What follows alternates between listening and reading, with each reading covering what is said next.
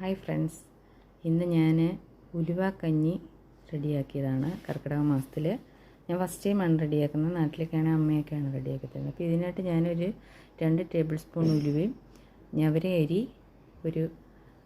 ഒരു ചെറിയ അര ഗ്ലാസ്സോളം, കാരണം എനിക്ക് മാത്രം മതിയായിരുന്നു, വേറെ മോളൊന്നും കുടിക്കത്തില്ല. അപ്പോൾ ഇത് ഇത്രയും വേവിച്ച് നല്ലതായിട്ട് എടുത്താണ്. ഒരു അര ഗ്ലാസ് ചെറുപയറും കൂടി ഇട്ടിട്ടുണ്ട്. ഇത് ഇത്രയും നല്ലതായിട്ട് മിക്സാക്കിയിട്ട് നമ്മൾ തേങ്ങാപ്പാലങ്ങ് ചേർക്കുകയാണ്. ഇത് കുതിർന്ന ആയതുകൊണ്ട് ഉലുവയൊക്കെ കയ്പ്പൊക്കെ മാറി കിട്ടും. അതായത് നല്ലതായിട്ട് മിക്സാക്കി ആവശ്യത്തിന് കല്ലുപ്പും കൂടെ ഞാൻ ചേർത്തിട്ടുണ്ടായിരുന്നു വേവിക്കാൻ വെച്ചപ്പം. ഇത്രയേ ഉള്ളൂ. ഇത് ഇത്രയൊക്കെ കഴിഞ്ഞ് നമുക്കൊന്ന് നല്ല വെളിച്ചെണ്ണയിലോ നെയ്ക്കകത്തോ താളിച്ചൊഴിക്കാം.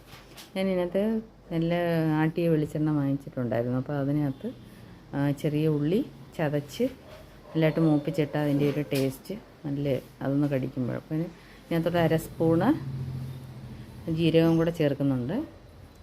ആ മൂപ്പിച്ചിട്ട ഉള്ളിയൊക്കെ കടിക്കുമ്പോൾ നല്ലൊരു പ്രത്യേക ടേസ്റ്റാണ്. എനിക്കിന്ന് നല്ല ടേസ്റ്റായിട്ട് തോന്നി, ഞാൻ നല്ലതായിട്ട് കഴിച്ചു.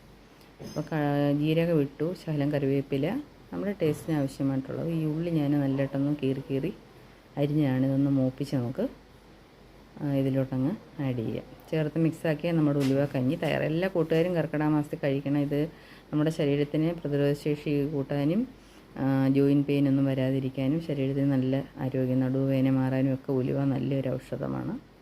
തലമുടിക്കും ഒക്കെ നല്ലതല്ലേ ഉലുവ. അപ്പോൾ എല്ലാ കൂട്ടുകാരും ട്രൈ ചെയ്ത് നോക്കണം. ഞാൻ ഇനി അടുത്തൊരു വീഡിയോ ആയിട്ട് വരാം. ഞാൻ എൻ്റെ ചെറിയ വീഡിയോകളെല്ലാവരും കാണുന്നവർ ലൈക്ക് ചെയ്യുകയും സപ്പോർട്ട് ചെയ്യുകയൊക്കെ ചെയ്യണം. ഇപ്പോൾ ഒരുപാട് ദിവസത്തിന് ശേഷമാണ്, ഇപ്പോൾ കോമഡി റീൽസാണ് ഞാൻ ഇട്ടുകൊണ്ടിരിക്കുന്നത്. എല്ലാവരും സപ്പോർട്ട് ചെയ്യണം. കണ്ടോ, താളിച്ചു, നല്ല അടിപൊളിയല്ലേ, കണ്ടാലേ കുടിക്കാൻ തോന്നില്ലേ. തേങ്ങാപ്പാൽ കുറച്ചുകൂടെ ചേർത്താൽ കൂടുതൽ നല്ലതാണ്. Thank you friends.